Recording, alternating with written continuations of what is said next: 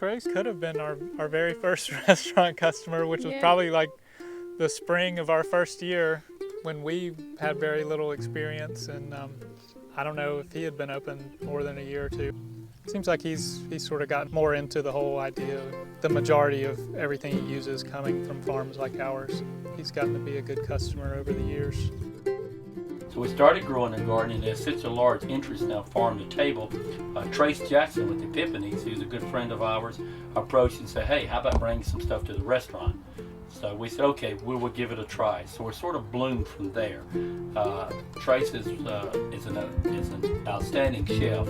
You know, you can give him 2 or 3 items and he can put it together, and you got that wow factor out there.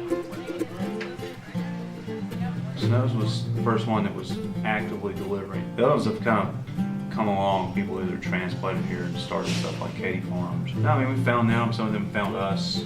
Some of them bring it and say, hey, try this. We found some at the farmers markets. Farm to table movement has really taken off. People are very concerned now of what is going into their bodies.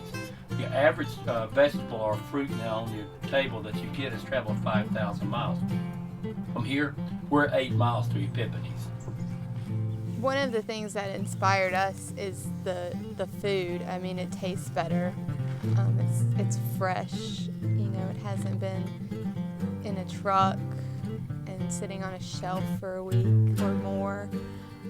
Things, for example, like our strawberries. A lot of times, strawberries will be picked not very ripe, just like tomatoes, and then they'll be gassed to turn red. But they're still never going to have that flavor of a really ripe strawberry or a tomato. And so the fact that we can pick them one day and sell them the next means that they just have all the flavor possible. You get a better ingredient, you get a lot of better product to go on the plate. And, you know, it has a sense of place versus just some random, you know, vegetable medley. Our staff, actually, front of the house and back of the house, you know, they see the people bringing it in, they know who brings it in, they know where it comes from for almost all cases. So there's this big sense of buy-in and community. Every year brings different challenges. Well, this year's challenges have been the weather, especially early on in the year. You know, it's been really cold, and then we had a flood and a very late freeze. So it's unpredictable, and you never know what's going to happen. One of the things that's really important about the local food movement is that it takes both consumers and producers in order for that to work.